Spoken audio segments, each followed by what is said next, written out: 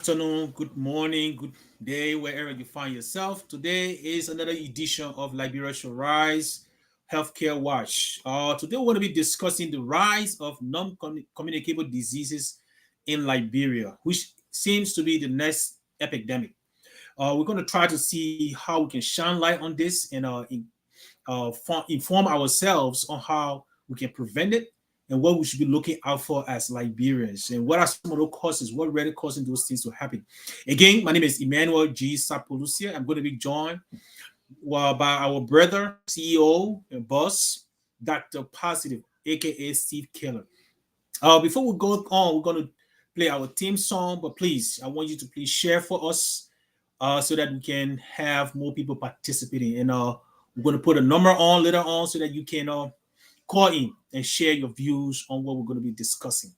Again, I'm Emmanuel Sapolucia. Welcome to Liberia Shall Rise. Today is the second Saturday of the month, March 8th. Oh, this is my birth month. A few days from now, I'll be counting plus one. That's actually on Tuesday.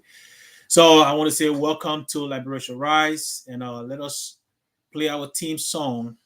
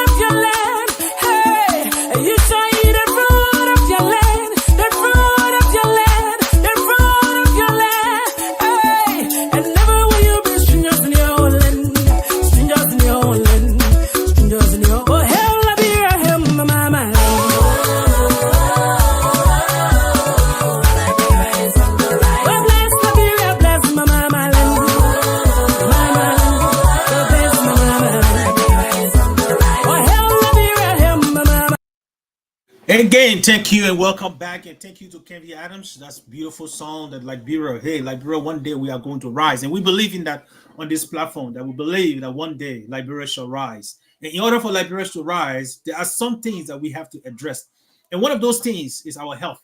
How can we address the issues of our health? So I was reading an article from the Front Page Africa.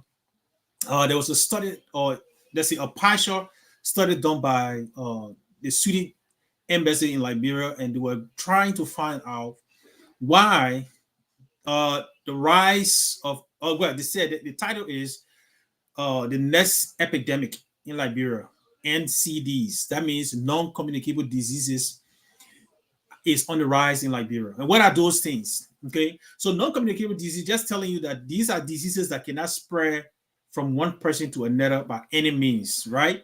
Do things like diabetes, high blood pressure, stroke, or that can lead to stroke, or cholesterol, high cholesterol, prostate cancer, and some other cancers that are there. So those are things that are on the rise in Liberia. And if you visit Liberia, you will see that these things are there. But again, we don't have the healthcare system that can help us to kind of diagnose these things early and then find treatment or educate our people on how we can prevent these. Now, what is and what are NCDs, or non-communicable disease? Okay, so non-communicable diseases are diseases that can be passed on by either hereditary, that's somebody can pass it on through family genetic makeup, or it can be done either by environmental factors. It can be a psychological or social issues that causing those things to happen. Aging is another thing. For example, in men, Prostate cancer is one of those things that's on the rise in men. Where I know when I have started studying laboratory science back in the days about 2007, we're talking about uh, testing men at the age 45 to 50. But now you have dialed that back to as early as the 30s, the late 30s. Okay, so men now have to start checking themselves in the late 30s. Okay, so those are things that we have to look. So aging, those are things that can lead to NCDs in a man. Prostate cancer is one of those things, and men don't really go to hospital normally. Even in the United States, men are not really going to hospital, so they are prone not to kind of diagnose their prostate at the early stage so that it can be treated and prevent some things that will happen to them. Now, psychological and social factor is one of those things that in my opinion, that is causing the problem some of the problem in Liberia. For example, chronic stress. I know we don't like to talk about stress in Liberia because some people don't even know what stress is, right? So chronic stress can contribute to that, and it can contribute to high blood pressure, heart disease, or mental disorder. So and that's why some of our people are turning to alcohol, drug abuse, and things like that to kind of deal with those issues. It's not really a medication to the problem, but just to cover it, to to make them feel that, hey, at least when I'm drunk tonight, I will sleep and I wouldn't have time to worry about my problem. But when day breaks, guess what? The problem comes back. But those things are things that can cause, that's the psychological impact that will have, or that will cause people to get high blood pressure and things like that. We all know in Liberia, like I was looking at another article in Front Page Africa about poverty, right? Or the unemployment rate in Liberia, this they say is 45%, but I think it's above that, 80 to 90%, in my opinion, just going and looking, because I don't consider the guy who is selling something in the street as an employed guy, because if I'm selling plastic, I mean, how to plastic bag in the street, and the profit from that plastic bag cannot even feed me, right? It's more likely 2 or 3 days later I'm out of business. So I don't really call that as employment, self-employment, honestly, in my opinion. That's just my own observation. So those things can lead to stress. So that guy is on a economic stress, on a social stress, because he, as a young person, is not doing what he or she is supposed to be doing as a young person in the country, right? So that create that stress on them, and it can lead to high blood pressure or heart disease, and sometimes mental issue. Then we look at the social and economic inequalities, and we know that is one of the widespread in Liberia. Social and economic inequality is huge. Okay, just think for example, in Liberia, you'll be at a ministry where one person, maybe the top 3, 4, 5, will be making like thousands of dollars at the same ministry. And I'm talking God, I'm not going to the private sector because I don't like to focus on private sector, because their business is about profit. So the work you do, you get paid for that. So I don't focus on private sector. But governmental sector is where I focus on, because those people are being funded by taxpayers, right? So that is why I always focus on the government, because they are being employed by the citizens, and the very citizens that they are employed by are living below poverty line in Liberia, even for Liberia standard, right? Because from one other study that I was looking at in Liberia that was conducted again by the Swedish embassy in Liberia, they say Liberians, most of the adults are living on 50 cents per day, right? And that is disheartening. What can 50 cents US buy when everything is in fact sold in US dollar? You go to a local store to buy, for those who drink alcohol, beer, they might tell you $5 US. In fact, the bottle of water that we drink here, that we buy at cent for $4 something cent, you go to Liberia, it's about $20. Depending on where you go, you'll find it for $15 US, not Liberian dollars. So if a person is living on 50 cent US dollar a day, that is a huge disparity, right? So the economic disparity is a huge problem that can cause healthcare issues in the country, right? So it can lead to food shortages, because if I'm a young man in my 20s and I cannot even get food to eat, right, and I'm working hard, maybe this is self-employed plastic bestseller, and I'm making less than $1 profit, and then cost of food, I think a cup of rice I was looking at, it is $300 Liberian dollars. And I don't these are just things I'm reading from the Liberian and talking to Liberian people. So it may be different based on where you are, right? So my numbers may not be accurate, but If a guy is making dollar profit, US dollar, if and that is a big if, he's making dollar profit, he or she cannot feed their family off that. If you got four members in your family, you can't live off a dollar US, to support your family. That's just almost impossible. So we have to start addressing these issues from that angle, right? So that alone, that social economic inequality is a huge problem. And what falls under that? Access to healthcare. Okay, already in the country we don't have the healthcare infrastructure. We have very limited healthcare infrastructure, but then worst of it, people don't have access to it because it's painful, right? You have to pay as you go. It's not based on like the most developed world based on insurance. And how will you get insurance when you're not employed? Because in most countries, developing countries and developed countries, the people are going to have access to healthcare through their insurance, but it has to come through employment. So if you are not employed and if you are self-employed and your return or whatever your profit margin is cannot afford you insurance, you don't have access to healthcare. So based on that economic inequalities, people do not have access to healthcare. They don't have access to good food. They don't have, and then that creates, based on the food they're eating, creates them to start eating street food or fast food, which will lead to a lot of health conditions, right? It can lead to high cholesterol. It can lead to high blood pressure. It can lead to diabetes and all those things. So the factors that are responsible for NCDs is aging, psychological and social factors, environmental factors, the air pollution. Look in the streets of Monrovia. Most of our young people who are in the street in the sun, right? Who are in the sun selling plastic beer, cold water, planting chips, you name it. We that travel to Liberia, we see these things. This guy is in the sun 6, 7, 8, 9, 10 hours a day. The dust, the vehicles that are piling the street are giving out carbon monoxide and they are inhaling that, right? The dust is all over the place. They are inhaling those dust. It can give them some lung cancer. It can give them respiratory diseases, right? Without them knowing it.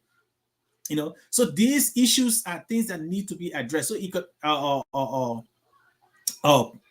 environmental factors, those are the exposure we're talking about, right? From those kind of dust or smoke that they inhaling. Because if you go, let's say Cinco, if you drive on the Cinco right around the JFK, and it's kind of, there's an irony in there because the reference hospital is right there, and at the junction of that reference hospital is where you see a lot of young people selling. Okay, so they sell their goods and their money cars. So the car is giving out the carbon monoxide, and they are directly inhaling it, right? So that's a first-hand smoke, in my opinion, because the guy who's smoking and giving out, and they give out, they're getting direct inhalation of smoke. But then when they expel or exhale their cigarette smoke, you who stand by, you are taking that smoke in and become a second-hand smoking, right? Now look at the guy who is there standing between those vehicles, and as the cars press on the accelerator, the smoke from the exhaust pipe goes directly into their nostril and they inhale it directly, right? So that's a first-hand pollution that they're getting themselves, and they don't even know it, right? Because most of us are not educated to those things. So that environmental factor can lead to lung cancer, it can lead to respiratory cancer, it can lead to all kinds of things in Liberia. And then we don't have the hospital to diagnose those things at the early age to start treatment. So that is a problem that we have. Okay. And then occupational hazard. So for those people that are working in those areas, yes, the exposure to those chemicals, those pollution, it becomes an occupational hazard. Now, genetically, and what comes back to positive as we go through our list here of factors that affect people with NCDs. The NCD is just, as you can see at the bottom of our screen, is non-communicable diseases, the rise of it in Liberia, and is considered, according to that headline, is the next epidemic in on how we right. Now the person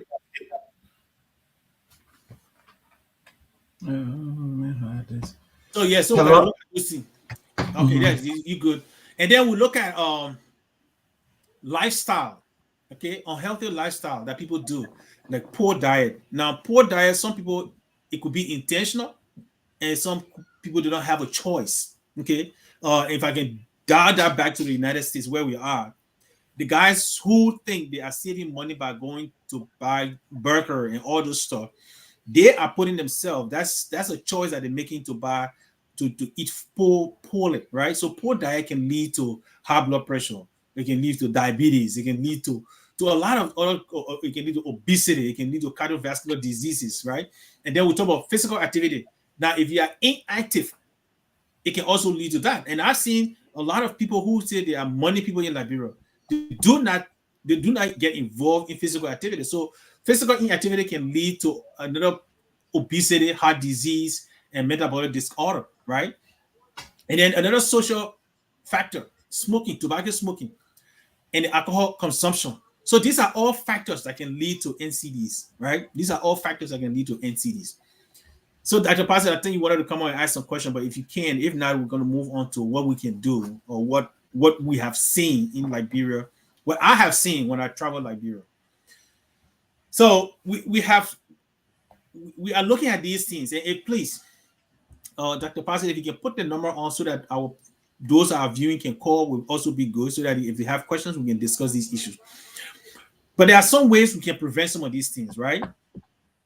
But before we go to prevention, let us look at some of the things that we have seen as we go to Liberia. Yeah, so Mr. Sapolucia, before you go to Liberia further, I just wanted to bring this up so people can see, right? Because when you're talking about these things and you don't show pictures, say picture means 1,000 words, right? Okay. I thought I was muted. So the picture can mean 1,000 words, right? So we always talk about the big diseases like the communicable disease, HIV, and all this kind of stuff. When you tell my brother that going to party with me tomorrow and say, my man, we got to flip, right? We got to flip. Alcohol abuse is not considered a disease, right? In Liberia, you can't tell nobody who's going to spend their money say alcohol abuse is a disease. But why we fail to realize is something like alcohol abuse or drug abuse or something like that. Let's just stick on alcohol abuse. For example, it impedes your mental abilities, right? Yes. You may not be able to wake up early enough to go to work, right? We already have a system in Liberia where people sometimes show up to work anytime they want, they leave anytime they want. Then you tell me I can drink alcohol anytime I want during the day and still go and function at work. Basically, you will have an unproductive society. So at some point in our lifetime in Liberia or in Africa, we have to say you cannot drink at work because you actually go to places where people work, you smell the alcohol, you can get flipped from their breath. You understand? And yeah, so the fact that we don't have policies in place to even look at alcohol abuse or alcohol use during working hours or during the time you are driving as a problem, that is a problem in itself. You understand? So I just wanted to bring it up because when we leave from America or Okay, so we lost Dr. Pastor. The technology is something that we're all fighting with. But what her point is, he's making a good, very, very good point, salient points, because those are the social factors that we have that we ourselves contribute to, right? We contribute to those things without knowing it or sometimes intentionally, but we don't take our life into consideration. If we really want to live longer, we have to be very careful on our alcohol consumption. Because what does alcohol, and that's one of the things I see in Liberia. You see these guys, they say they are enjoying and they got this yellowing of their eyes, jaundice, right? Most alcohol consumer, especially the one that have become addicted to alcohol, you see that yellowing of your eye is because you are destroying your liver. And our liver, we call it, is in the laboratory science. I don't know, I think other healthcare professionals might do this, but I know from the laboratory science, we call the liver as the graveyard for our red cells. So if you damage the liver, then the process that's supposed to go on in the liver when it comes to our red cells that die, because our red cells are supposed to live for 120 days. So when they die, they have to go to the liver to be processed out of the system. Now, if the liver is damaged, then you have the separation of the heme and the globin, which is the protein and the iron. So then the yellow aspect of the blood is the globing, and that's the one that most of the time you see that create that jaundice. Okay, that created jaundice, but the doctors can explain that. I'm just going from the laboratory point of view. That what can create that yellowish of the eyes, and people say you gotta go sit in the sun and all that stuff, which yeah may help, but it's it's a destroy of the liver that can cause most of the time jaundice, and you got liver cirrhosis, which can become now a cancer. And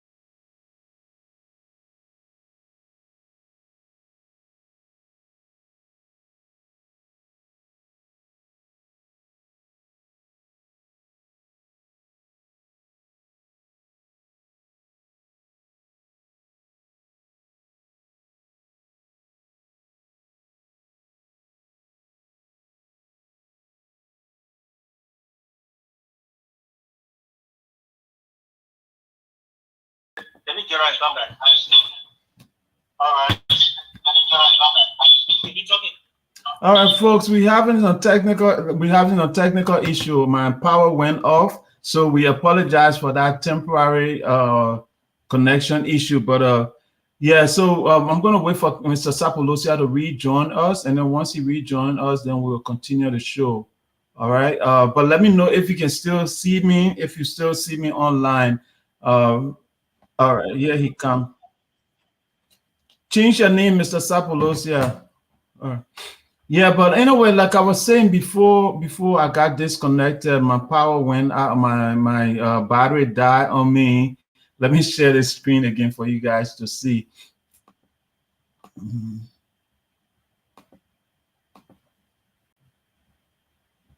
Okay, so Mr. Sapolucia, let me add you to the screen. Oh, no. Let me do something first. Okay.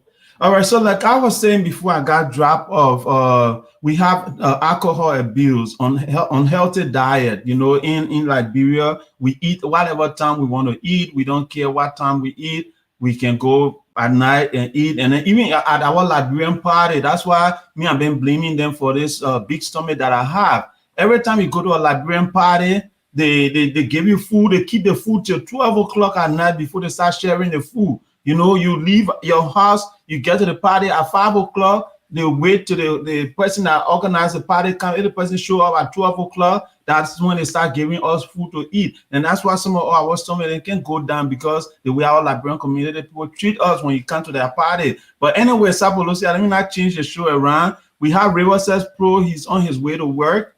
Hopefully he can get on before we we continue our discussion. He said he have to chime in. River says, Pro, you are live. Yeah, brother. How you doing, man? How you doing, Tibo? Man, how you doing? We're doing well, sir. We're doing well. Thank you so much for joining. Yeah, man. Thank you for the show, man. Always, man. You know, one of my favorite platforms. I love how you guys discuss these health issues. These issues affect our, our day-to-day life. When we talk about the food, the diet, Steve and Dr. Sapolucia, I mean, I don't think we have much of a choice, though, because when I was growing up, I ate blended rice. You know, the red stuff. That's why your mother, they put it. I mean, when we baby, they stuff you in. And I grew up eating rice as a child and got big. And, back in Liberia, some of us that came out in those impoverished community, your mom cooked one time, you eat, maybe you call someone and keep it. It was rice. Yeah, but occasionally they will cook goma, cassava, which was the same starch. So, but then fast forward now, I came to the United States and I'm, start to find the health implication of carbohydrates, which is in cassava, rice, starch, and other things, diabetes and other things. But my question is, there were people that when I was growing up, guys, diabetes was not prevalent in Liberia. I mean, I could be wrong, but I knew our people ate rice, they grew, some of them grew old, they reached 80, our grandparents 80 now. But now, I came to the United States, I've seen young guys, friends that I've been with, that we used to sort of GB together on the refugee camp. Some of them now on dialysis. So I'm a little bit confused. Is it based on the body? I know Caroline is over there too, and I know Dr. Sapolucia is more like a blood, a laboratory guy. But I mean, why is it that there are other people who are affected by, the carbohydrate, the starch, result of diabetes? But then back then, guys, there were people who live on cassava throughout their life, live on fiber people throughout their life. Our great grandparents, my grandparents got old, they died. There wasn't much of a diabetes rate.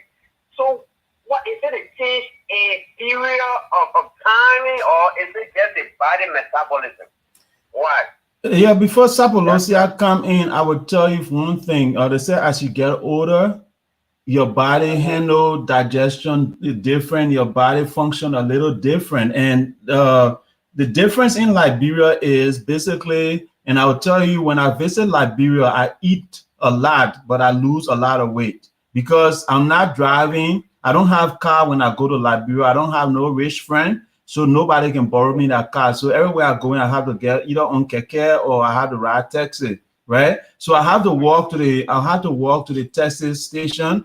When I'm coming home, I have to hustle for car, like everybody run around and get car like everybody. So basically, I'm always working out when I'm in Liberia. So when I come back to America, even though I ate a lot, I lose a lot of weight in Liberia. But unfortunately, when I come to America, the place you see me sitting down here, the background you see here, that is simply I sit down 8 a.m. to 5 p.m. Monday through Friday.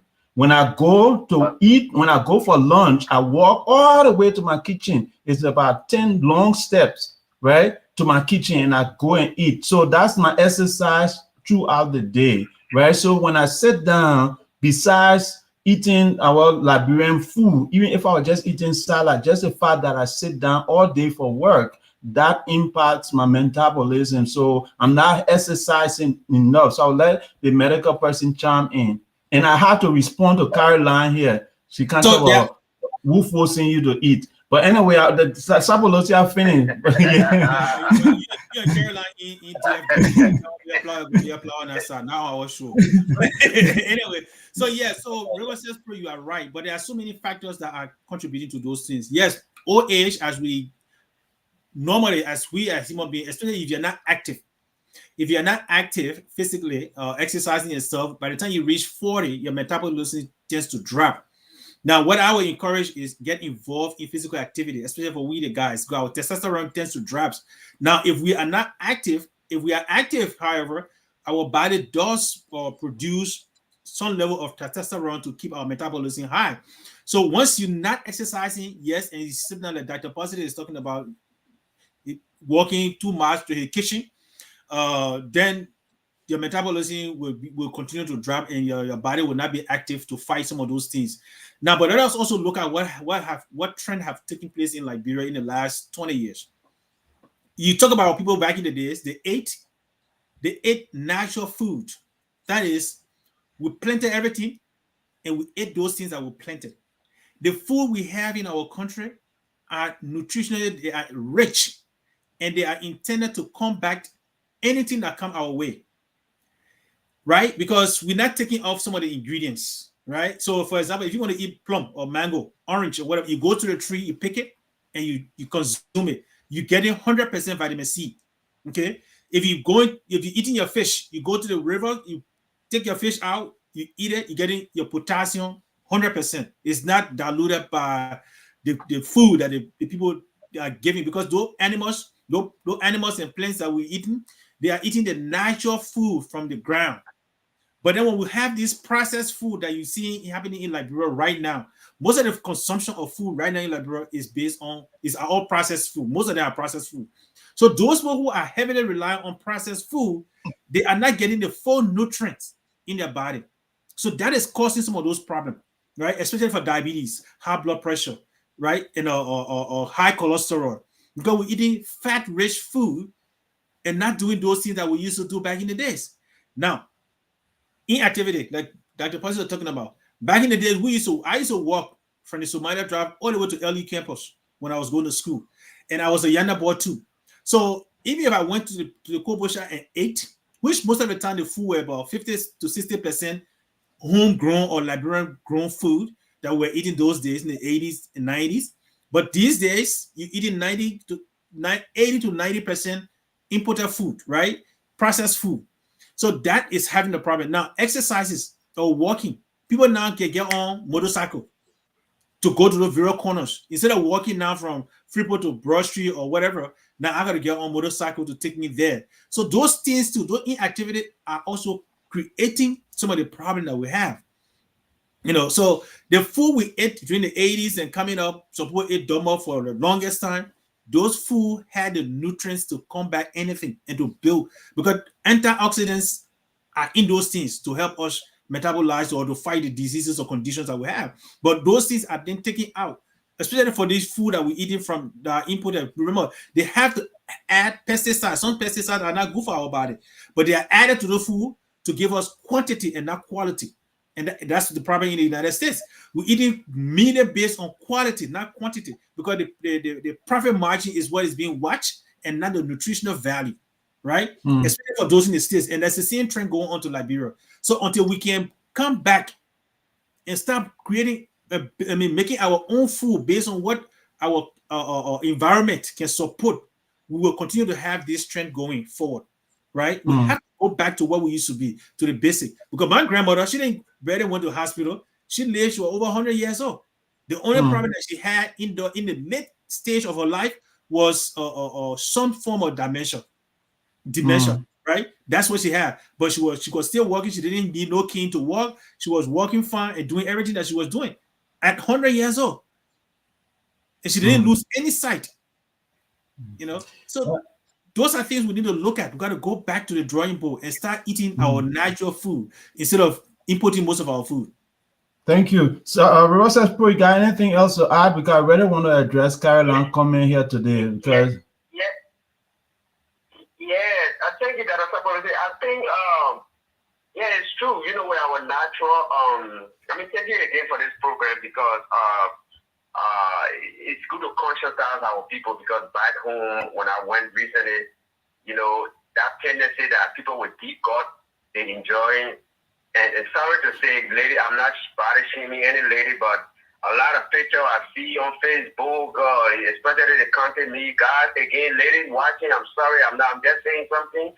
You see all these videos, this chick, and I'm looking like, I commented on 2 people pictures, they were laughing at the one skinny girl and the other one, everybody. And I said something, not derogatory. I said, well, that girl, the skinny one, she looked more, within the United States, she would be considered a model.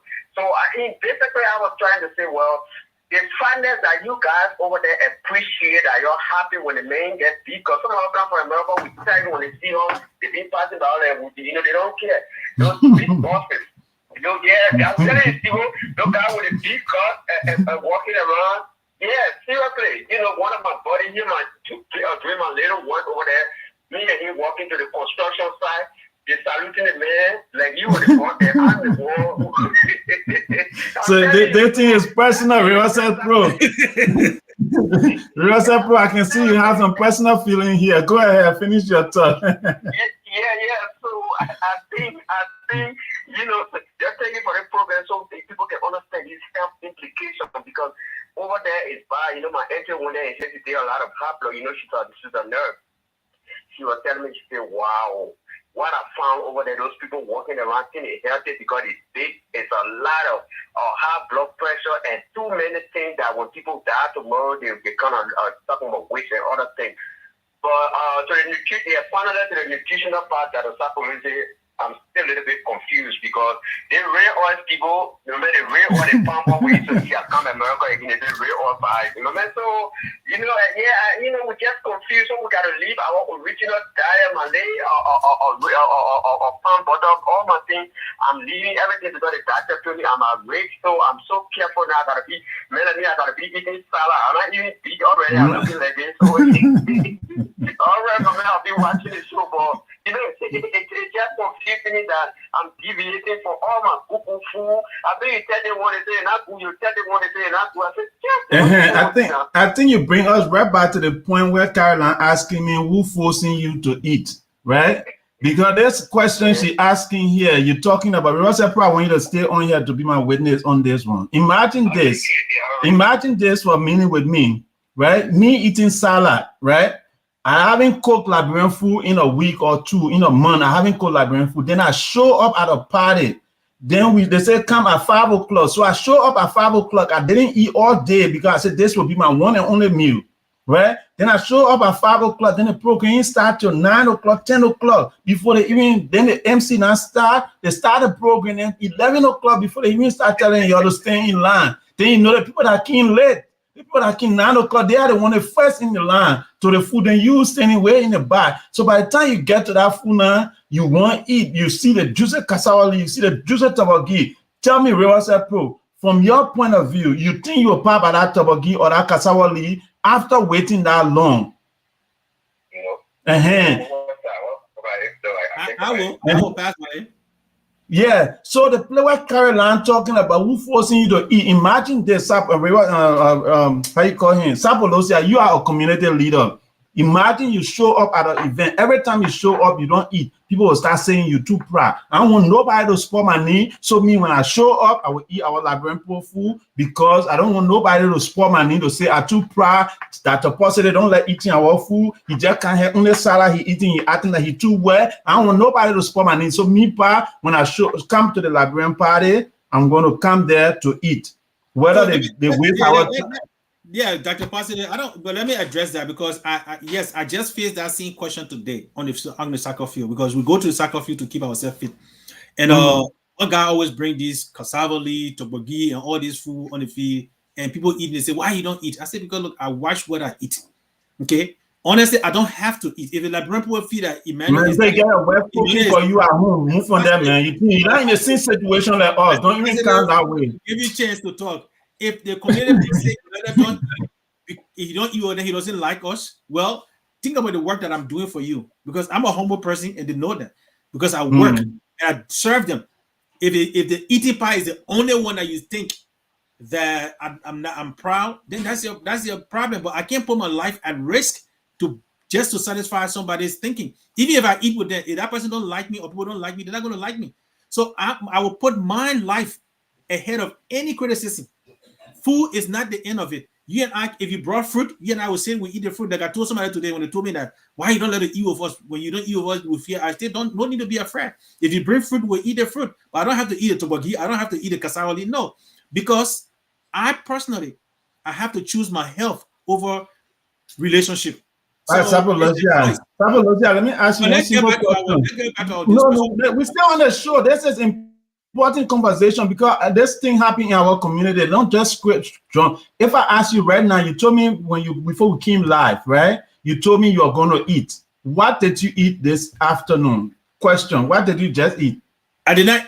All I did was after I came because of time to come and get prepared for the show. I only took a tangerine. I ate 3 pieces of tangerine. But really, realistically, when you leave the show right now, what are you going to eat? Another tangerine? My wife is cooking some noodles, but she knows how to cook it. She knows what she's cooking for me to eat. So she try to cook and keep me healthy. So yes, she's cooking something. Sapolucia, I've been to your house multiple times. When you offer me noodles, you come in lie on the show. Like when I said last time you offered me noodles, all the time I came to your house. I didn't say I offer you noodles all the time. I said what I'm going to eat today. Right, let's continue the show. Let's continue the show. Riverside Pro, thank you, man. Yeah, they got trying to. They guys trying to spoil our knee here, like we don't want to eat. No. Let's get this right. Thank you very much. Yeah, all right. Let's get this right and then address the community since you want to put it that way. I'm not telling people when you go to a party don't eat. I personally just a choice because before I go to any party, that's my habit. And it's not from America, it's from back home. Before I go out, I make sure I eat. That's just a habit that have been used to me. So when I go out, because it's possible that you can be disappointed before you go there to full finish, then what you do? So because of that, and when the war we're fighting, we who live in a war, we're always told get the money, eat, because you don't know when the dead will fire. So that's a habit that I've created, that before I go out, I always eat, right? So I'm going to party, I always eat at home, so that when I go, whether the food is good food, not good, I'll not miss it. I can grab some fruit and eat and drink some water. That's how I operate. But I love my people and I care for my people, and that's why I try to be among you and do what I can do. But yeah. All right, let's come back to the picture. Since before so we can continue, right? And this is a serious thing, people. Even though we're joking here about the Liberian food, and just to add one more thing, though, I think when we're having our events, we also have to consider the health of the people we are inviting. I know people would like to keep the food last minute of time to say, hey, I don't want people to eat, then they will leave, right? But if you invite people and you say 6 p.m. and people show up 6 p.m., don't keep the food till 9, 10 o'clock before you serve the food. You know, because it's not healthy, right? Like you're saying, based on that pain that I've been going through, I just decided now every time I'm going, I will eat in the morning. I eat a heavy breakfast. Then I get dressed so my shirt won't be pop up. By 12 o'clock, then my shirt, now my stomach now go down and my shirt, my clothes can fit in my stomach can fit in my shirt properly. So that's my attitude now. Like once I'm going to an event, I eat good lunch. But I think our community have to start considering our health because that's non-communicable disease too, right? Because if we eating 10 o'clock, if we eating 12 o'clock, if we eating 11 o'clock at night, like I was at another event the other time, the food was actually offered at 11 p.m., right? So you tell me at that time of the night, you eat that food, you going to bed 2 a.m., right? You didn't do any, I mean, at the party you made dance or something, but it's not that healthy, right? So I think we need to start trying to give food early at the party that we have because it impact our community on a bigger scale too, you know. Yes. And maybe Caroline, I think you can agree with me on this one. No, it's true. It's what you say is perfect. But then also, we got to balance the skill. When they put off, when they post the PM, yeah, 5:45. They can eat early. But when they say 6 p.m., the people got to start saying, when the food was not leaking, take place. So balance is that way, all can benefit. Normally, and you and I, if you go to a program like what's the point do this first before you start the event? But because our community, when we go, we eat once more, let's keep the food. So we got to start what to prioritize. So Mr. Sapolucia, based on this image you see here, we talk about alcohol abuse a little bit, right? Yes. And we do peer pressure drinking, right? I think they call it, they have another name for it, right? But we do peer pressure drinking, or they have another term that says where you over drink in one day, like you don't drink constantly, and then you overdrink when you get to the chance to drink. Like we go to parties, since the drink is free, since they are offering free drink, we overdrink, right? How can we advise our community to be a little careful about that, because it can impact your health? And then the other thing I wanted to add to this tree is basically, how can we tell our community members, say you cooking your toboggi, you cooking your cassava leaf, your stomach being big is not healthy anymore, right? Because stomach being big in Africa means wealth, right? So, and I will tell you one joke. My mom, when she was in America here, I was telling the woman to get on diet. The woman say, "You want me to leave from America to go to Liberia and look like I'm a poor person?" Right? So the woman said she couldn't, she didn't want to do, I shouldn't mention anything about health, about being healthy, because I was going to make her to look poor. You know, so I think that's a notion that we have as Africans, that say when you are skinny, that means you are poor, right? So how can we change that mentality for our people? I will let you chime in. And then maybe Karen and other people can chime in too. Hold on one second, right? Folks, I did post the number. I'm going to post the number again. If you want to call in, the number is 682-503-9906. Again, the number is 682-503-9906. Mr. Sapolucia, you can go ahead. Yeah, so there are a few things we have to educate ourselves about. I think we need to start thinking about what to prioritize. Okay? Again, like I'm part of this group that we play soccer every Saturday morning. I think almost 99.9% of those people drink alcohol. I don't drink. So when I go there, they say, "Oh man, you don't let us drink with us." Those are choices you have to make. We don't have to fall under peer pressure because we want to be included. It is better I be the only person that is doing the right thing than to join everybody to do the wrong thing. That's what I stand for. So I gotta know what is important to me, and that's just me. Not that I don't care what people think about me, but I don't, when it comes to being negative, what I know is going to destroy me, I'm not going to fall to that pressure. So those are things we got to realize. Now, when it comes to educating ourselves, we got to be willing to listen. Even though I'm among them, we play soccer, we discuss, we chat, we do whatever we do together, we bring food, we eat, and those things that are positive, those ingredients, those food that are positive, or that I feel that is good for me, I participate in it. But when I know that it is not good for me, I don't. And I tell them why. You know, the 2 weeks ago, one of them said, "But man, we always buy food." And I do buy. I buy the food for them and they eat it. I say, "Look, but I don't want to eat it. It's not because I don't like the person food. I don't know the person, but I'm just looking out for my health, right? That's the reason I don't eat. I don't participate in these things. I know it's one thing to know something and live by that principle, than to ignore it and then suffer the consequences. I know what alcohol drinking does to the liver. I know what eating some of this food do to your body. And I'm not young anymore. I'm getting older, right? So I'm not going to allow myself to fall under that pressure. So first thing I should do is prioritize what is good for me, and then stand on at that person to educate people about why they shouldn't eat these things. Now, if they still are knowledgeable about it and they still participate, that is up to them. I can't stop them. I can't make them. But at the same time, if I'm comfortable with you eating what you're eating, you should be comfortable with what decision I make. And that's where I think the acceptance should be. What we have seen in our community is you do what you do, and I'm okay with it. But when I do what I want to do, then you want to have a problem with it. I don't think that's how it should be. We should make individual decisions, and we all should accept individual decisions. If you like drinking and you think it's good for you, when I don't drink, it doesn't make me proud. It doesn't make me better than you. It's just a choice that I'm making. And I expect us to respect one another behavior, one another action, and one another opinions, one another belief. If we start to do that, I think it will now work for us in our community, right? We have to learn to accept people for who they are. You know, look, there are certain rules that we go by. There's a golden rule that almost everybody abide by. The golden rule states that treat people as you want to be treated.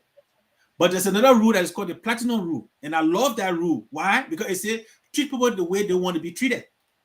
We need to start treating people the way they want to be treated and not the way we think we should be treated. Because, for example, Dr. Positive, you may be a person who loves coffee and I'm a person who loves tea.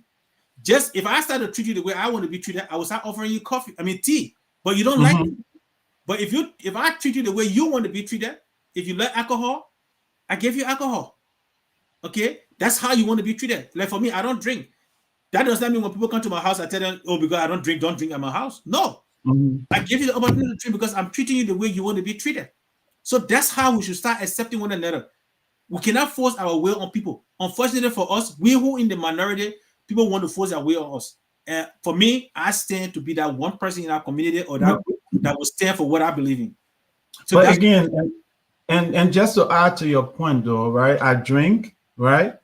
I drink, and I have a special way I drink. Usually when I finish work, on a Friday evening, I used to take a shot of wine or whatever alcohol I have at home, right? But I see you smiling, Mr. Sapolucia. I will come to that one later on. Yeah, but I decided this year in my whole dieting process, right? Because some of the alcohol that I drank was sweet, and they said sugar increase your weight as well, right? So I decided to kind of cut almost every alcohol out of my system for about a month to see how my weight will go. And fortunately, I've been losing weight. I've gone 10 pounds, 12 pounds already. That's but I decided, all right, every time I go buy a nice wine, I spend $30, $40, depending on what type of wine I want. And the fact that I wasn't a big drinker, I usually go to the store and stand behind somebody and see what the person talking about buying before I buy that to go and try it. And then sometimes I would just go to the international wine area and pick something unique. But I'm not a big drinker when I go to party, but there's also peer pressure drinking. So once you go to party, your friend and drinking, you want to continue drinking. And sometimes we over drink, and it's not good. It's not safe for us when we drink and drive at night. It's not safe for us, right? So based on all those things, I decided to just pause alcohol for this year a little bit. And if I want to drink, maybe I'll drink from home. And then when I go out, I will have fun without drinking. I can already dance. I can already have fun. I don't need to drink alcohol to get myself started. But again, it's all part of the fun thing. So I was proud of myself. The other day I was at an event and I've had water bottle in my hand throughout, and the person said, "That woman drink, you drinking?" I said, "Yeah, oh, I'm getting drunk with this. It can really make you drunk." So we all laugh, and I continue drinking water throughout the whole event. And usually I will have a red cup and drink like everybody drinking. So I think, like you said, it's a choice, right? And we shouldn't pressure people, like we shouldn't pressure people into doing what they don't want to do, So I just want to add that as well. Thank you. So let's go back to what we can do. Yes, we have found the problems, and on Liberation Rise, we always don't just want to find the problem. We want to find solution to the problems, and that's what we are known for, and that's what will make Liberia rise. It is good to criticize, but as you criticize, find solution to the problem. So what can we do to prevent some of the things, especially looking at Liberia, where we don't have the healthcare infrastructure? I believe prevention is better than cure. Okay, there are things that we can do in Liberia that don't require money, that don't require a lot of things, right? Oh, I know people say, "Oh, the person don't have money," but one thing I know in Liberia is almost everybody got backyard. That backyard you got, don't waste it, because things can grow there. Potato can grow there, pepper can grow there. The things that you can manufacture there. It is not a civic, like people say that equity or civil or rich, to show that you're rich to go to the supermarket and buy food. No, that is not being rich. That's being, I call that sufferizing. You are sufferizing yourself to go to the supermarket when you cannot afford because you want trying to impress people. Be happy for who you are, than to try to impress other people. Impress yourself. So in your backyard, plant those food. It will give you nutritional value. Then it can balance some of those other things you guys are eating from the outside. In fact, instead of you going to buy, you go and buy chicken feet. You don't even eat a chicken, but you go and buy chicken feet that you don't know where the chicken coming from. You go and buy pig that is in the coastal. Why can't we, as a country, with a fertile soil, start planting those things to sell in our market? Why can't we raise animals in our own place. Chicken. You can raise chicken. It's cheaper to raise chicken in Liberia than to go buy chicken from the coastal store. It's cheaper to go along the riverside and other stuff and do some little fishing, especially the point in the interior. To fishing. People in the interior are buying frozen food, frozen chicken, frozen all this stuff. When they got the river, they got the creek and all that stuff.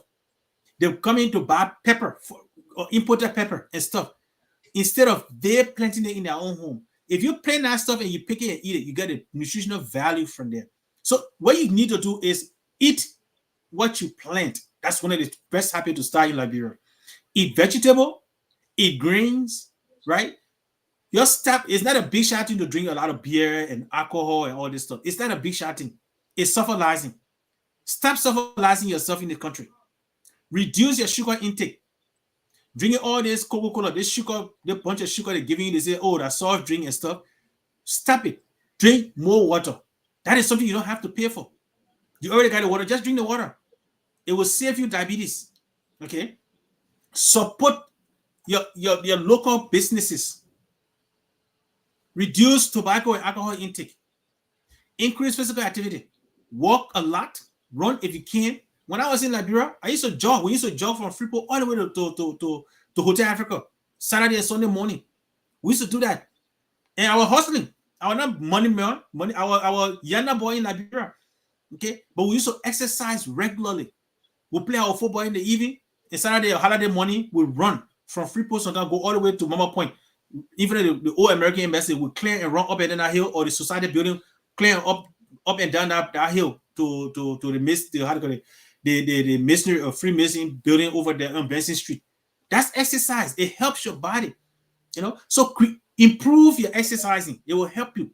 Now the air pollution, most of our citizens will not have control over that. That is government has to do that. That's where the government comes in to reduce the air pollution. Access to healthcare. Most of them will not have access to healthcare because the infrastructure is not there and they don't have the money to do it. But I can tell you, if you lower your sugar intake, you don't have to worry about diabetes. If you start eating fresh food from your own garden, you don't have to worry about diabetes. You don't have to worry about high cholesterol, because those are things that are killing people in Liberia. Like we're talking, somebody was telling me, I think it came out in the news, one of the newspaper the other day, where this gentleman was running behind his wife in Nima County and he fell and died. Bet you the first accusation that was witch. No, it is not witch. Okay, these guys with a big stomach, you see, most of them have plaque, what we call plaque in the arteries, and the artery supplies blood from the heart to the brain and all that stuff. So maybe, and this is just my own assumption because I don't have any medical. I didn't have any diagnosis for him to know what the cause of his death, but I can almost tell you why he was running. Maybe his stomach, the heart muscle was weak, and because the heart muscle was weak, it could not provide the number of oxygen needed for the brain to function. Maybe he stumbled and fell, and the heart kind of collapsed because you have not exercised your heart for a very long time. So that could give you a heart attack, and there was no immediate response. That may have led to his death. And that's another problem. Another problem we have in Liberia, we don't establish cause of death. So we don't know what are killing our people. Because we don't have established cause of death in Liberia, where when somebody dies, we have the pathologists go in there and check the injection of that is the stomach content of that person or whatever they want to check to make sure they can find what the underlying cause of death. We don't have that. And because we don't have that, some of the sicknesses are killing people. They just live on witchcraft, malaria, typhoid, and stuff like that. But it could be other conditions. Prostate could be killing that person. Diabetes could be killing that person. And if you look at Liberia, most young people are getting blind. And I can tell you from the early 90s to 2003, you could almost, and I was a younger boy, that's why I know most of the things just from own statistics. You could almost count all the blind people in the Monrovia sector. Okay, you could almost count all the blind people. But today, almost every place you go, rare lifestyle or where people are shopping, you see 10, 15 young blind people. And the blind people of those were much older people, but these are young people. Could diabetes be the cause of those blindness? That's another thing we need to look at. So there are a lot of blind people, just young people everywhere you go. You see all these young people blind. It could be the sun ray because people are in the sun all the time. The dust in their eye, it could be. Diabetes could be. because there is no diagnosis to determine whether these people are suffering from diabetes or not. So these are things that we need to start looking into. And we Liberians, and this is the appeal that I'm trying to, and that's why I'm trying to now start reaching out to other Liberian communities to see what can we do to help mitigate some of these problems in Liberia. We as diaspora Liberians, we got the education. Some of us have the resources. We need to start working and establishing maybe some of the things and work with government in Liberia and see how we can establish some of these things to affect our people's lives, because our people are dying. This study is done in the front place of Africa. This was just a kind of random thing they did in Monrovia, where they assume that out of the population in Monrovia, I think it's 2 out of 5 people have diabetes. Okay, that's a huge number, and it's based on the few that went to hospital. It could be higher than that. It could be up to 3. Right now, if it is happening in Monrovia, where is it happening? And if it is happening for those that are going to the hospital, that's the 5 people that go to the hospital. 2 to 3 out of those 5 are diagnosed with diabetes. Think about those populations that are not going to the hospital. How many of them? I would just assume maybe 1,000 in each community that will be suffering from diabetes that don't know. Why? Because there is no laboratory in that community that can detect whether the person has diabetes or not. So Liberia, this is where we come in. We have to collaborate with the diaspora Liberians, those people that we have sent out. Let us work with them, establish policies that will help our healthcare infrastructure or healthcare system, even if we cannot build the infrastructure. So this is a call to action for all of us, whether you're in Liberia policymakers, just a Liberian normal citizen, or we are in a diaspora. We don't have the connection that they have, but let us start putting our ideas together, working together, and start educating our people on these things: diabetes, high blood pressure, what to look out for. Okay, some of the things to look out for: young people. If you are a young guy in your 20s and 30s and you are walking and start feeling tired and lightheaded and start feeling out pain, that's a sign of plaque in your artery, because you're not exercising. Your heart muscle is not as strong as it is. Your heart is a muscle. It needs exercise. If it is not exercising enough for the muscles around that heart to be strong, you're not going to be able to provide the necessary oxygen to your brain to function. Because with lack of exercise, lack of oxygen to the brain, that way you start feeling headache, lightheadedness, and start feeling dizzy and stuff like that, right? And then you need to hydrate also, because hydration is another sign that one of the problems in Liberia. If you're walking in the street and you're walking and your sweat is clammy and sticky, that's a sign of dehydration. Those are the basic things that we need to educate our people on, so that they know these signs, so that they know what to do at them. When by right, if you are well hydrated, when you're walking, your sweat will be dropping like water from your skin. But if your skin becomes greasy and shiny in the sun, you see your skin looking greasy and shiny, that's a sign of dehydration. So then you need to start drinking water. So these basic things we need to start teaching our people so that they can understand what it means to them, because it will save their life. People are dying from heat stroke in Liberia. Simple things. What do you do when somebody has heat stroke? These are the education we need to give our people. Put ice under the person's arm in their grooves and start chewing them, if possible, to start chewing ice if possible. Okay? Do not try to pour something in that person's mouth. No, because it could be, you don't know what's happening there. But these are basic things that we need to do. Teach our people, educate them on what to do.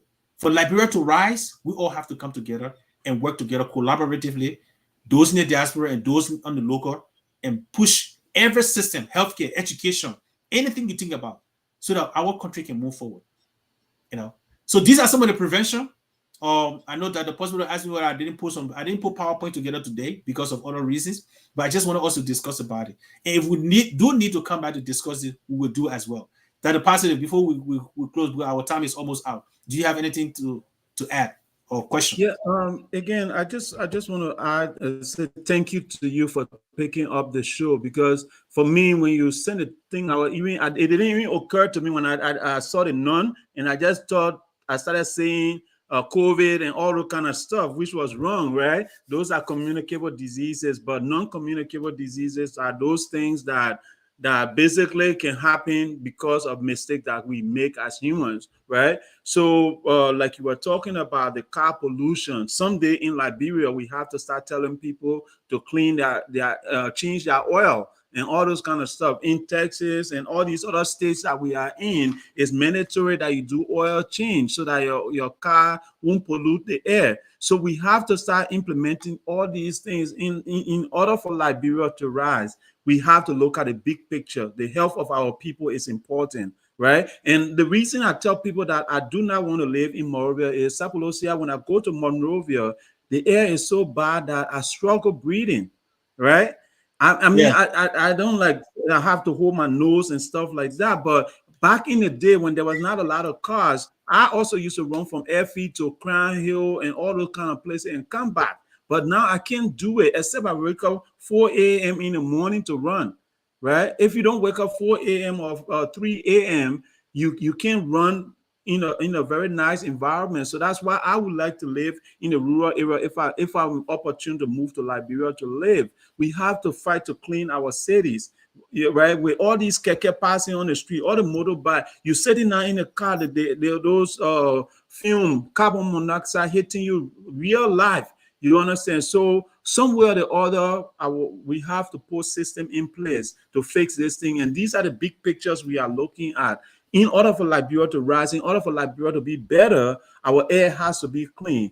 Our people have to eat healthy, right? Men have to understand that even when you're drinking a lot of alcohol, sometimes it affects your sex drive.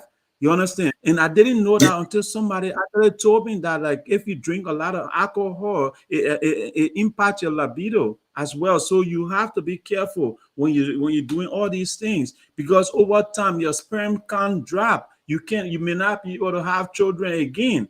You understand? So all these things impact you some kind of way. So when you are planning to have children, when you are planning to make a living, when you plan to make a family,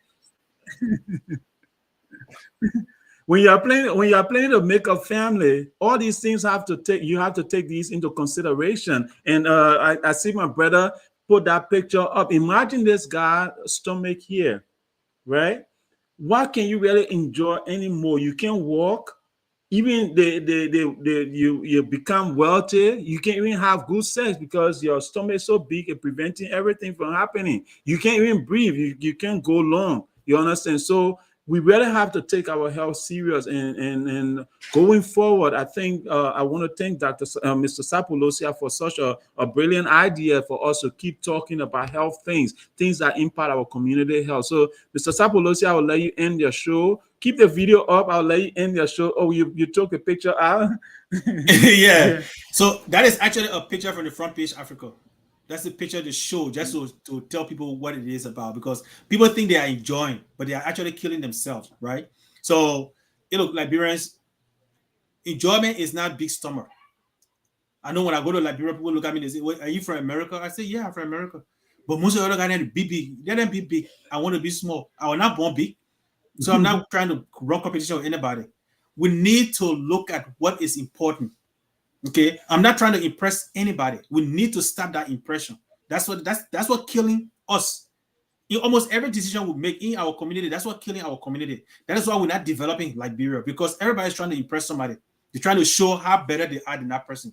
It does not help us. So as we go to end this program today, if Liberia shall rise, we all have to work together. We all have to think about the bigger picture. Liberia first, our community first, everything first, and you yourself first. Before you start thinking about, oh, what John Brown got here, who cares? Care about what benefits you. You are more beneficial to your community being alive and strong. Instead of trying to impress people, fight to make your community better by being that good example. You don't have to impress anybody by drinking. You don't have to impress anybody to eat all the fat food. You don't have to impress anybody by showing your big stomach. That is not riches. That's sufferizing. So Liberians, as we go today, we want to say thank you for joining us. It has been a great pleasure. Hopefully we'll revisit this program and discuss it, if we can bring some of our nurse practitioners who see these patients. Because for me, I don't see patients. I only look at your specimens and tell you what you have. But we need to see the interaction from our nurses, our doctors, so that they can kind of join us and discuss, because they had the patient first-hand patient experience, and then we can discuss the issue because they will have those discussions, and hopefully we can get people from Liberia as well to join or to tell us what they see. But Liberia needs us. Liberia needs all of its citizens, diaspora or at home. And the only way we can develop Liberia, the only way Liberia can rise is if all of us work together, hand in hand, bring up ideas, policies that will develop our country. Our health infrastructure is down, but yet we have experienced, educated, well-trained Liberians outside of the country and in the country, but we're not spending our money in the right places. This is just my opinion. So as we bid you farewell for today, join us tomorrow on Liberia Shall Rise. It will be at 2 p.m. this time. Our time have changed. So join us tomorrow on Table Talk. We're going to be talking about the issue affecting the motorcyclists. And come, join us. Have your view. And those are some of the issues that are affecting health problems in Liberia. Because a lot of young people are getting crippled, killed. Okay? And I hope the next time I'm going to try to discuss poverty so that we can see what is happening in our country and what are those contributing factors that are leading to the poverty rate to be high in our country. Again, I want to say thanks to all of those that joined us. Caroline, thank you so much. River Says Pro, Ruth, Sapolucia, and all those that joined us. I want to say thank you for your time. And Dr. Positive, thank you for joining today. And we'll see you next week, Saturday, and we'll see you tomorrow. With that, I say, have a blessed and a wonderful weekend.